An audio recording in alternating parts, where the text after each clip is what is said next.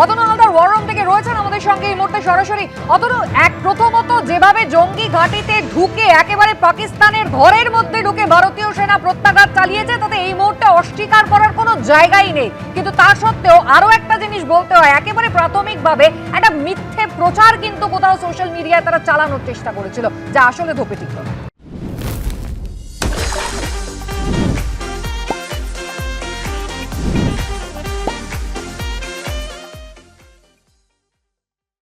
দেখো, তো পাকিস্তান বরাবরই করে থাকে।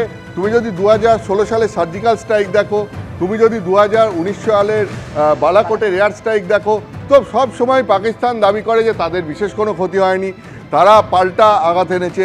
কিন্তু এবারে যেটা হয়েছে সেটা হচ্ছে পাকিস্তানকেও স্বীকার করতে হয়েছে একদম সঙ্গে সঙ্গে যে হ্যাঁ, তাদের ওপর অ্যাটাক হয়েছে, পাকিস্তানের মধ্যে ঢুকে অ্যাটাক হয়েছে, পাকিস্তানের মধ্যে মানে পাকিস্তানের মাটিতে অ্যাটাক হয়েছে, পিওকের মধ্যে অ্যাটাক হয়েছে। এবং যেটা হয়েছে সেটা হচ্ছে যে খুব নিপুণ পরিকল্পনা এয়ার স্ট্রাইক করা হয়েছে।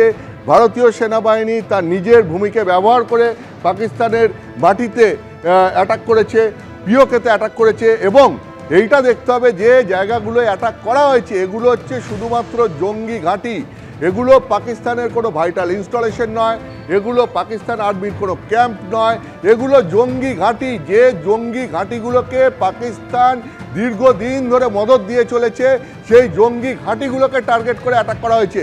ঠিক একই রকমভাবে অ্যাটাক পিওকের মধ্যে করা হয়েছিল 2016 সালে, যেটা সার্জিক্যাল স্ট্রাইক হয়েছিল। 2019-এ আবার পাকিস্তানের মধ্যে বালাকোটে এয়ার স্ট্রাইক হয়েছিল। তো এবারেও দেখা গেল পিওকে এবং পাকিস্তানের মধ্যে দু জায়গাতেই নটি এয়ার স্ট্রাইক হলো। এবং এইখানে যেটা দেখতে হবে যে এইখানে হচ্ছে গিয়ে টার্গেট কারা, টার্গেট হচ্ছে পাক মদতপুষ্ট জঙ্গি সংগঠনগুলো। কোনো পাকিস্তানের সিভিলিয়ান বা সিভিল কোনো জায়গা, কোনো ভাইটাল ইনস্টলেশন, সেনাবাহিনীর কোনো জায়গা, কোথাও কোনো অ্যাটাক করা হয়নি ভারতীয় সেনাবাহিনী। একটু বিরত করে ইতিমধ্যেই প্রধানমন্ত্রীর বাসভবনে পৌঁছে গিয়েছেন অজিত ডোভাল। গতকাল যখন এই অপারেশন সিন্দুর চলছিল, প্রধানমন্ত্রী তিনি কিন্তু তার বাসভবন থেকে কন্টিনিউয়াস মনিটরিং করেছিলেন এবং তার পাশাপাশি অজিত ডোভাল এই গোটা অপারেশনের দায়িত্বে যিনি ছিলেন। পাকিস্তান অকুপায়েড কাশ্মীর এবং পাকিস্তানের মাটি একেবারে জঙ্গি ঘাঁটি, যেখানে বছরের পর বছর ধরে 25 বছর ধরে কার্যকরী ছিল, সেখানে একেবারে ধূলিসাৎ হয়ে গিয়েছে গতকালের এই হামলায়।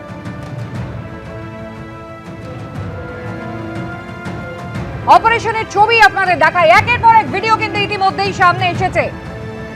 ঠিক কিভাবে এই অপারেশন একেবারে চালানো হয়েছে, ভারতীয় সেনা প্রত্যাঘাত চালিয়েছে পাকিস্তানের ওপর, পিওকের ওপরে জঙ্গি ঘাঁটিকে নিশানা করে। 9টা জায়গায় এই হামলা চলেছে, প্রত্যাঘাত হানা হয়েছে 9 জায়গায়। ভারতের পক্ষ থেকে প্রতিরক্ষা মন্ত্রক যেমনটা জানিয়েছে, অন্যদিকে পাকিস্তান কিন্তু স্বীকার করেছে এই হামলার কথা। 24 ক্ষেপণাস্ত্র, সেখানে ভারতীয় সেনা 24টি ক্ষেপণাস্ত্র হানা চালিয়েছে, 8 জন নিহত, 35 জন আহত। 6 জায়গায় হামলা চালানো হয়েছে পাকিস্তান বলছে। ভারতের তরফ থেকে প্রতিরক্ষা মন্ত্রক বিবৃতি দিয়ে বলছে 9 জায়গায় হামলা চালানো হয়েছে।